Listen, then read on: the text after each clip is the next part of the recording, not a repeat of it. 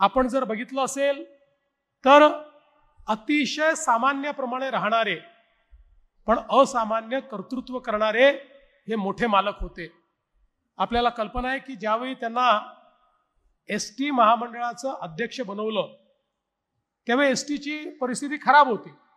शेवटी आपली एसटी ही लेकरूवाळी आहे, त्याच्यामुळे त्याची परिस्थिती काही कधीच फार चांगली नसते, ती अडचणीचीच असते, कारण जिथे पैसे मिळत नाही अशाही रूटवर आपण ती चालवत असतो। पण त्या काळामध्ये अक्षरशः आता एसटी बंद करावी का इथपर्यंतच्या चर्चा चालल्या होत्या। आणि त्यावेळी मालकांना अध्यक्षपद मिळाल्यानंतर त्या एसटी मध्येही त्यांच्या प्रामाणिकपणामुळे, त्यांच्या पारदर्शी योजनांमुळे आणि त्यांनी घेतलेल्या निर्णयांमुळे एक टर्नअराउंड आला आणि तोट्यातली एसटी फायद्यात येऊ शकते हे मोठ्या मालकांनी दाखवून दिलं।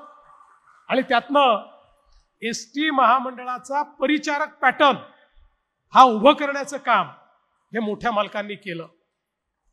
सभागृहामध्ये देखील ठामपणे बोलणारे आणि त्यांना मान होता, सन्मान होता, त्यामुळे त्यांचं बोलणं जे असायचं ते थेट असायचं, त्याला एक शेतकऱ्याच्या विचारांची झालर असायची।